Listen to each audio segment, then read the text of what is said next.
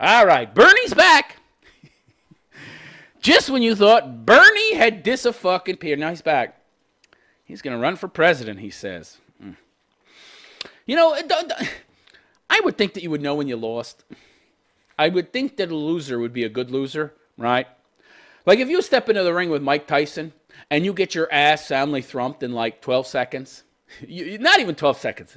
Within 5 seconds, he's knocked you out. It's like, okay. Maybe I'll come back strong and try again. I guess that's what he's doing or thinks he's doing. But come on, man. What are you going to last 10 seconds this next time? Good God, man. Have some dignity. Well, you know, he's a socialist. They don't have any dignity. All right, Jesus Christ. So Senator Bernie Sanders says, we need an economy in government that works for everybody, not just the 1%. I don't know what he's talking about. The economy... He's talking as if there's some kind of system set up that's working for somebody. This is just like this idea of wealth being distributed. Distributed by who? Could you show me the building? Could you show me the organization? Could you show me the people that are working for this bureaucratic redistribution network? Oh, they're called social workers. Oh, it's called welfare. I see. So the only wealth that's being redistributed, you pinhead, is the wealth you're stealing from rich people to give to poor people. I see. This myth that wealth is initially distributed. We have to redistribute wealth. Wealth is distributed to the wrong people. I don't do a good Bernie. I don't do a good Bernie at all. I wish I did, but 1%. Have we got the top 1% to have 50% of the wealth? Yet they're the ones that produce 50%. It's very interesting to me. He doesn't seem to understand that the square root is very fascinating. In fact, these numbers match up almost exactly. So the square root of any group produces half the wealth. And it is very interesting. The square root of the American population has half the wealth. It matches up almost perfectly. But that's unfair. It's unfair. They produced it, but it's not fair that they have it. So I make 100 chairs, but it's unfair that I have 100 chairs and everybody else has one chair. What? Okay, Bernie. Okay, crazy Bernie. I see how anybody takes this fucking guy seriously. It has to be because they just want free shit, right? It has to be just because they want what they think is free stuff. And nothing's free, by the way. Really annoys me how people talk about free stuff. There's no such thing. All free is somebody else is paying for your ass. How could you be okay with that? What kind of pathetic loser are you? I can't pay for my own lunch. I can't pay for my own lodging, so I'm going to justify stealing other people's shit. And I'm okay with that. Yeah, is that fair? Is that fair that you're taking from others to pay for yourself? It's fair. Okay, Bernie. Oh, this is great. In America today, we have more wealth and income inequality. What do I care? Than any other major country on earth. And it's worse now than any other time since the 1920s. You know, I would rather have 1% of the dudes with half of a ton of wealth. And that means the other half, there's a shitload of wealth that I still get to, you know, access via getting a job, right? And by the way, I'm contributing. It doesn't even work that way. I'm not accessing wealth. There's no pie. I'm creating wealth. Wealth is created. See, it's very easy for people to play into this popular trope that there's just this one big fucking pie. And everybody's feeding out of that trough, the same trough, and eating the same pie. But you've got some greedy assholes who are eating more of the pie than they have a right to eat. Because there's only one pie, everybody should get an equal share. It doesn't work like that. There's multiple pies. Everybody can create their own pie. When we're speaking of the wealth cumulatively, we're just taking everybody's fucking pie and adding all the pies up and then looking at all those pies cumulatively and saying, this is how much wealth our nation has, and it's unfair. It's unfair that some of these people have more fucking pies. I'm going to represent all these different pies as one pie. One fucking pie. So I can dishonestly push the fucking trope that some people are unfairly taking from others. And then I can justify stealing from them. To give some fucking college kids, some entitled cunt college kids, free college, which is really just me stealing from fucking rich people. But that's okay, because everybody hates rich people. Because we've conditioned them to hate the rich people. Wait a second, I'm rich. Fuck. Burning his 3 fucking mansions and his multi-million-dollar fortune. This communist scumbag. It's amazing how the biggest advocates for fucking socialism are always rich people, right? Great. Rich politician assholes. Oh, boy. What do I care about income inequality? Okay, so let's say we have a cumulative wealth in America of, say, let's take a random number, $50 trillion. Okay, so 1% have 25% of that. I mean, half of that. 1% have 25 trillion.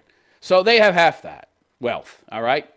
The other half of that is owned, is created by everybody else. Now let's look at Bernie's idea. We're going to tax the 1%. We're going to take their shit. Okay, so if you take money from the most productive people and give it to the least productive, what happens? You destroy the ability to create more wealth. You've got the 1%. They're creating half of all the wealth that exists in your country. All right? And that wealth in turn gets used to create more wealth through jobs, through productive endeavors. So what happens? Well, you de-incentivize these people from creating more because, number one, they're not getting to profit as much from their hard work and effort. You know, you're stealing more of their wealth. So they don't have as much incentive and motivation to create more. And also, number two, you're taking their wealth. And it takes money to make money. If they have no money, if they have less money to create less wealth, then they'll create less wealth. So let's look at Bernie's model. We take more from the fucking rich. So now instead of having a cumulative wealth in the country of 50 trillion, we'll have 25 or 30. Oh, we'll have more wealth inequality. Yeah, but you'll have less wealth. The poor people will have less. Yeah, okay, the rich people will have less, but so will the fucking poor people, because it turns out the rich people are the ones that create the fucking jobs, you idiot. And allow and give those poor, less able people the opportunity to access jobs to themselves gain more wealth. Yeah, Bernie is okay with wealth inequality. Yeah, oh, if everyone's a loser. I want everybody to be a loser, so nobody feels bad about themselves. I'm not okay with rich people, but I'm okay with everyone being a fucking loser. He's perfectly okay with wealth equality, but not inequality, even though you don't want wealth equality. Because then you got the old Soviet Union, where everybody's a fucking poor loser, or Venezuela. Everybody that had money got the fuck out of that country a long time ago. They could afford to. When you're a millionaire, billionaire, whatever, you got Maduro sitting there eating a fucking sandwich on TV while everybody's starving. He wants to take my business. He wants to, he wants to steal my wealth, essentially, right? He wants to nationalize my corporation. Well, I'm going to move all my money via wire transfer to the Cayman Islands or something, or if he's tried to cut that off, I'll just take all my fucking gold and ship it out. You know, whatever way I can to get my money out of the country, and then I'm going to get the fuck out of the country. So all the people that can create wealth leave, or they move their industry somewhere else, and then you get no tax dollars. That's the other interesting thing that Bernie doesn't seem to get. People adapt their fucking behavior, okay? You know, if I go left on the street, somebody else that's going to run into me will go right, or go around me, or I'll have to go around them. It turns out when you do shit, other people adapt their behavior to your behavior. So if you try to come for their money, guess what they do? They move it. So you don't get it. There's a certain point where people just aren't going to pay more tax, and they're just going to find ways around it. So Bernie, in addition to wanting to take more of their money if he could get it, he's just going to make them move. So now you're going to get nothing. So before, where you were stealing 50% of their money, now you're trying to take 70%. That's what AOC wants to do. I want to take 70% of the money. That's above $10 million. What are they going to do? Are they going to move their fucking operations to China or Zimbabwe? Well, not Zimbabwe. They hate white people. But somewhere that's going to give them a lot of tax breaks and not steal all their shit. All right. So I don't care about a fucking wealth inequality. I'm not some envious cunt that's looking at a rich person and saying, I feel bad about myself. I'm not as rich as him. Oh, that son of a bitch. He's got all that and I have so little. I should have more. Why does he have more? I want what he has. And, oh, I have this justification. And, socialism is telling me that he has more because I have less. The zero-sum game fallacy. So I'm justified in stealing his shit. So I'm going to vote for Bernie. Yeah, what are they going to do? You're going to scare away all the rich people. So instead of having a $50 trillion cumulative wealth, you're going to have like 5. Because all the rich people are going to fucking leave. And they're going to take their wealth-creating abilities out of there. And they're going to take all the jobs that allow people that aren't quite as talented and entrepreneurial to also create wealth. Yeah. But I'm okay with that because now everybody's equal. You're focusing on the wrong things, Bernie. Unbelievably, while millions of American workers are forced to work 2 or 3 jobs to pay the bills, and over half, well, first of all, you're not forced to, okay? You made bad life choices, all right? You chose to smoke pot or whatever, snort fucking cocaine or probably meth, right? Poor man's cocaine. As a teenager, and not to really take your studies very seriously.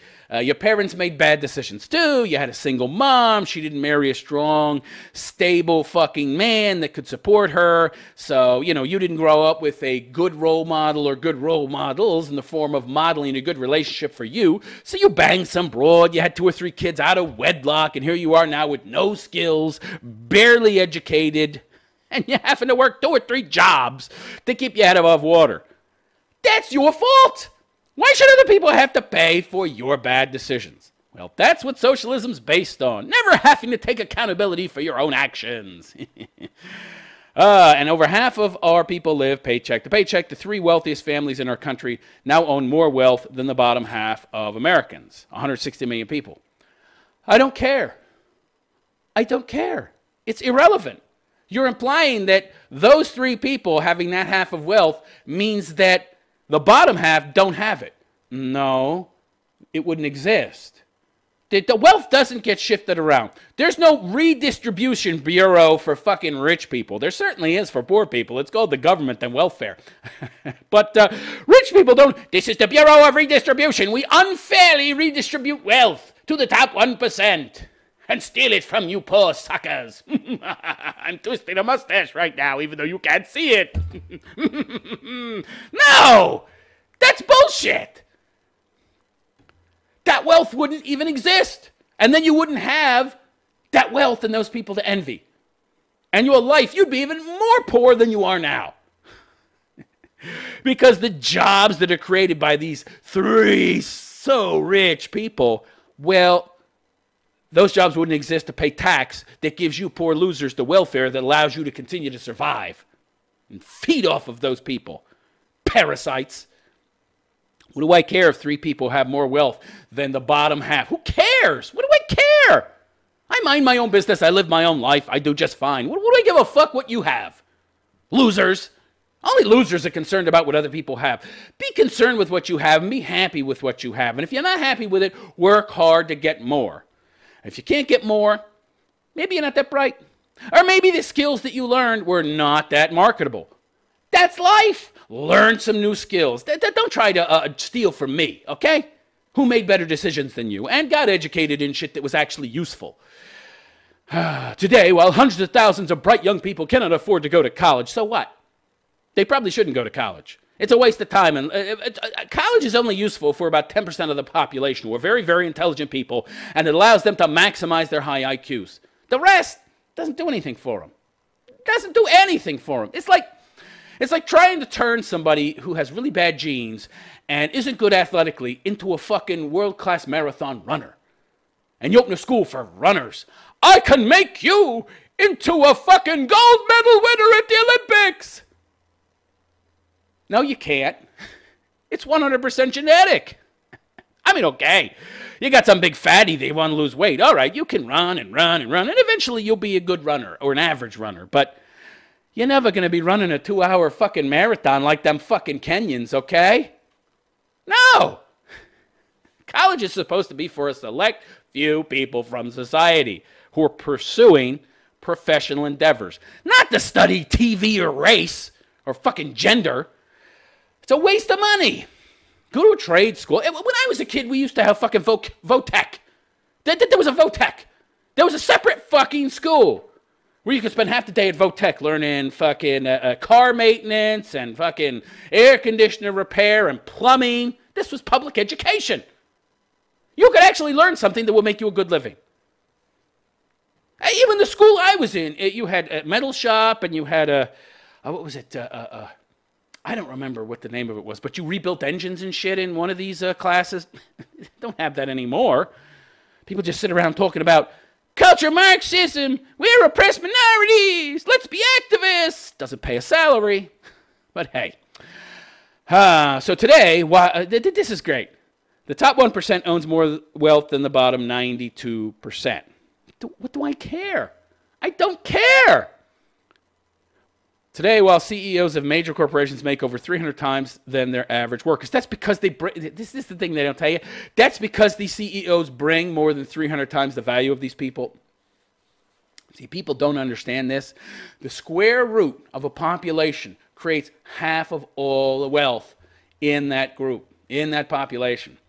The difference in IQ, okay, it results in many multiples of earning capability. It results in many, many multiples of wealth creation capability. You might think that it's unfair that the CEO makes 300 times more than you, but what you don't understand is this guy with his 150 IQ, who's a genius, who works 80-hour fucking weeks, who's willing to travel all over the motherfucking place, inconvenience his life, not have kids, not have a family, or if he does, it's a horrible fucking family because, you know, they're pissed at him because he's always working all the fucking time and he doesn't get to enjoy life. His wife gets to enjoy it, but he doesn't get to enjoy life because, you know, he's working all the fucking time. Yeah, it sounds like a lot of fun. So he's putting in double the hours you are, maybe triple the hours because he's traveling all over the fucking globe. He's doing much more work. He's stressed. He's got an ulcer, okay? He's vomiting blood. He's having to take all these fucking medications because he's got high blood pressure and shit.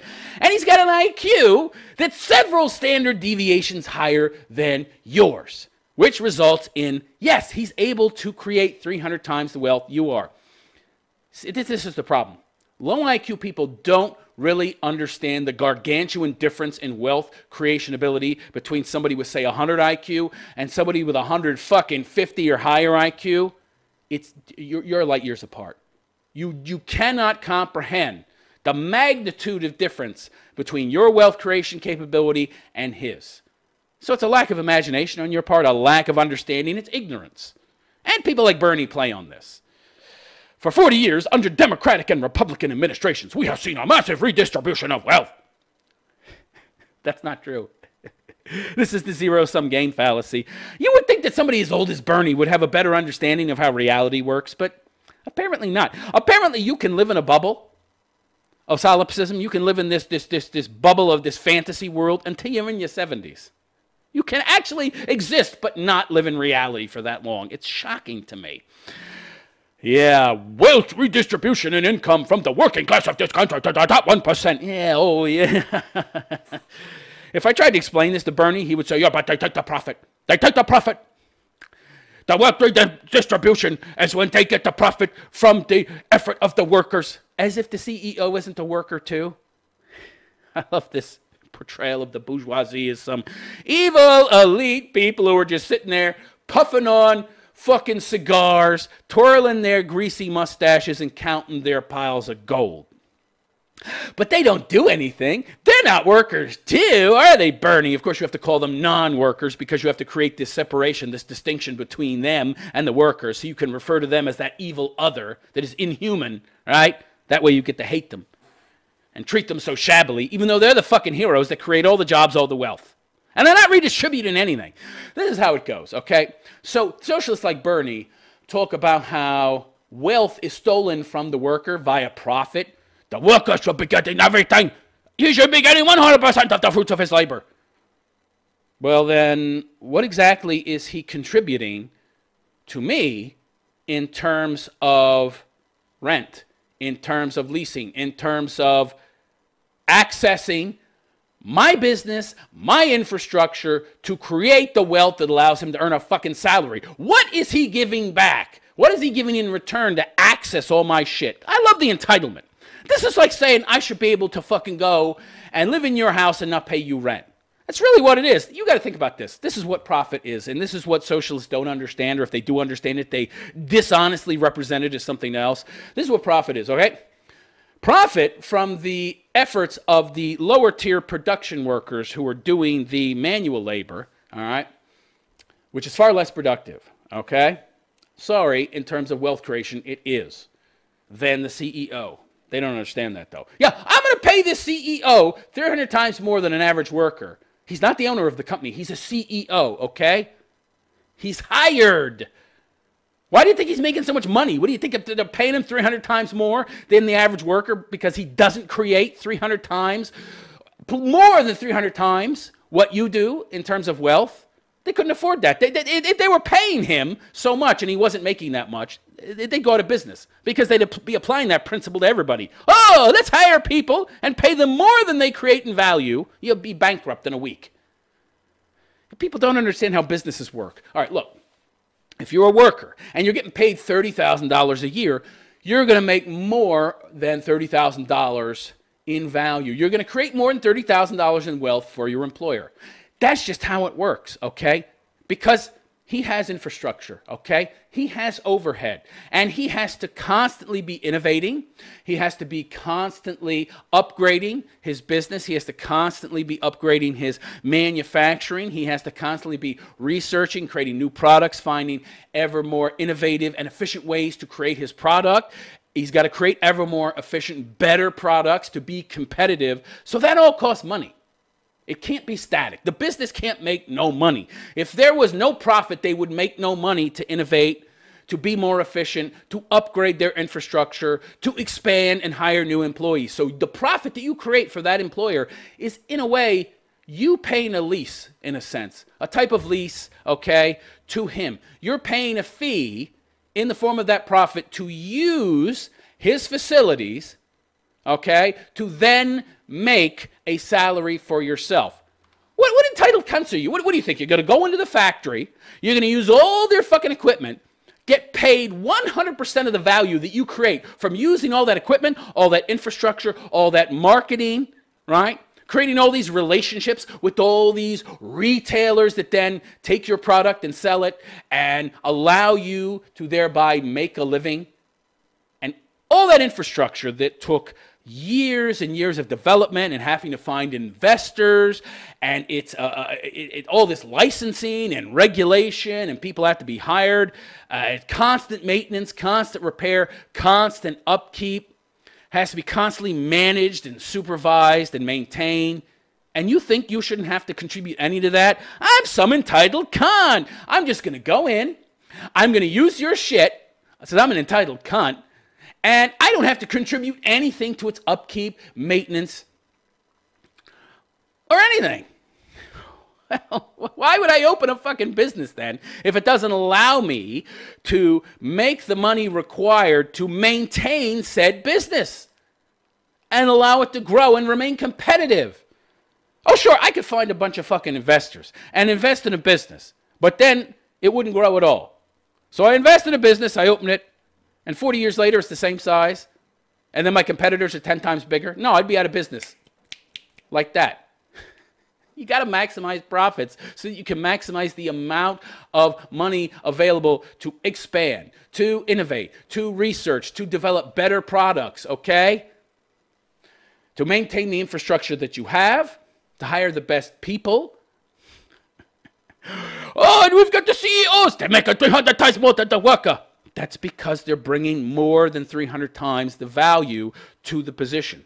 Companies don't make money by hiring people and paying them more than they're worth. I know that people are ignorant, and they're left ignorant because we have a crappy educational system in the West, and so people don't come to understand how economics works and that an employer cannot pay an employee less than they're worth, because then that employee is in no way, shape, or form contributing to the business whose facilities they are using to make money in the first place.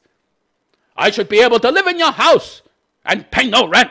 I should be able to use your facilities to make a living for myself, but I don't have to contribute in any way, shape, or form to those facilities that I am fucking using. I love it. Bernie. How can you be so dumb, so naive, so ignorant? Being such an old fucking guy. I don't want to even read any more of this. This is so stupid. This is so stupid. This is willful ignorance. This is willful ignorance. You have to be making a huge effort to remain this ignorant. You can't live this long unless you are employing vast amounts of cognitive dissonance on a daily basis to shield yourself from the reality of the situation. There's no other explanation. You cannot be this ignorant except through will. There's just no way. This guy, what is he, 74? 75? Jesus Christ. He has no understanding of how economics works. Yeah. Hello, I would like to work for you. Okay, what kind of salary do you want? I would like to be paid $80,000 a year. Well, the job pays 60, but I want 80. But it pays 60. Yes, but I did some research, and I know that you will make $80,000 from me. That will leave $20,000 left over after you pay me. I want that $20,000 too. But then how am I going to cover maintenance fees? How am I going to expand the business? How am I going to grow and stay competitive and have the capital reserves if anything goes wrong and we have a bad year? How am I going to develop new products, innovate new products, and stay in business so that I can continue to pay you a salary, continue to have facilities for you to use, to work in, that allow you to then make a salary? How am I going to do all this? I don't know. It's not my problem. That would be what Bernie would say. That's not my problem. That's not my problem. You'll have to figure out how to give me more money. That's the same problem with the minimum wage, by the way, okay? It ignores the fact that you can't pay somebody more than they're worth. Of course, it assumes, you see, the assumption here is that employers are trying their best to pay people as little as possible. And, okay, so obviously an employer is going to pay you what you're worth, all right? They want to get the best employees, okay? They want people who are productive, all right? If they offer too low a salary, nobody will apply. Or people who are subpar will apply. And then you won't have people that can even do that amount of work that would justify that salary. So, yeah, I mean, they pay what they can. They pay what they can, okay? Labor is very important. And businesses pay what they can afford to pay. The maximum they can afford to pay. Not the minimum. People don't understand this, all right? The only time you can really get away with paying minimums is where you have some kind of outside fucking population coming in the millions, tens of millions, and undercutting you, and they're able to work illegally under the table, very low-skilled jobs. Oh, yeah, right. Illegal immigration, essentially, something like that. That's enough. I get really animated talking about this stuff. This is basic economics, right? This is basic economics. Yet more often than not, I will talk to people online, and they don't have a clue how basic economics work. They really, really don't. Yeah, an employer would love to pay as little as humanly possible, but they can't get fucking workers from their own population, okay, who are legal American citizens, all right? Now, in some cases, they can afford to hire people under the table, or they will hire people under the table.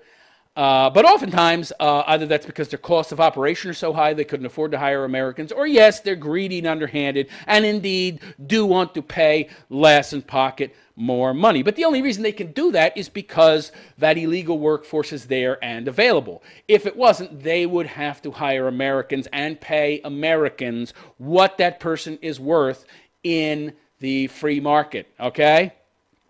The free market decides what a person is worth, okay? In the end, in fact, it's the customer that decides. If a customer is willing to pay a lot for something and buy a lot of something, the person that creates that something will make more because there's more demand for them.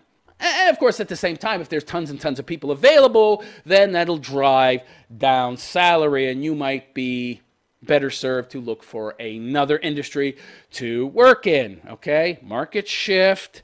It happens based on how many people are in that market and what the demand is for the product.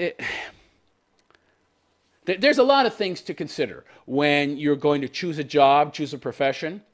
The demand for that skill is one of the biggest things you have to consider. But a lot of they don't do that. No, let's not teach economics. Let's just teach people useless shit, and then when they get out of university, they're essentially disillusioned. Because they thought if I went to university, I would make a lot of money. Well, yeah, if you study the right thing, right? You study something there's a demand for, right? If there's a shortage in the marketplace, and very early on when you were in high school, you saw that shortage, and you also recognized that you had skills, natural talent that would serve learning and employing that skill, and then you went and learned that skill in university, and you made a good living when you got out, you used your brain. You had some understanding of how economics worked, and that served you. But now we got people running around. It's on purpose, of course, right? Create more activists. Create more people who are feeling disenfranchised, disillusioned, who hate capitalism, and thereby will embrace socialism. That's what Bernie really wants. Anyhow, let me know what you think in the comments section of this video, and please like and subscribe to my channel if you enjoy my content. And also, please consider donating. I do my best to try and red pill people using logic, reason, and a little bit of humor to keep it interesting and entertaining. And if you'd like to donate, please go to therealistphilosopher.com/donate. That is therealistphilosopher.com/donate. That's also my website. I'm also on DLive. So, you know, if you're anything of a conservative, or at least, even if you're a centrist, right, or, you know, a little bit to the right of center, you probably are not a big fan of YouTube. Well, now I'm on DLive. Now, DLive is an alternative to YouTube. In fact, PewDiePie has went there. So he's taken his 90 million subscribers and his live streaming capability, and he's doing all his live streaming on DLive now. So I've went there. I have a page there. You'll find the link in the description of this live stream. So go down and please go to DLive and subscribe there. It has monetization. So if you like my content, you can do a one-time donation there without having to sign up for like a Patreon or something. But I could really use your long-term support. But yeah, I would really appreciate it if you go follow me on DLive. Great new platform, allows free speech to a much larger extent than YouTube. They don't do as much of the censorship essentially based on political ideology. So it's a superior platform. And hopefully it'll give YouTube a run for its money as more and more people go there. Also, if you'd like to be on the show, please consider sending me an email. If you have a specific subject or problem you'd like to talk about, send me an email at admin@therealistphilosopher.com. That's admin@therealistphilosopher.com. And I'll be back tomorrow at the same time, 7 to 8 p.m. New York City time. Hopefully I'll see you then. And that's it. I am the Realist Philosopher, and I wish you a good day. Take care.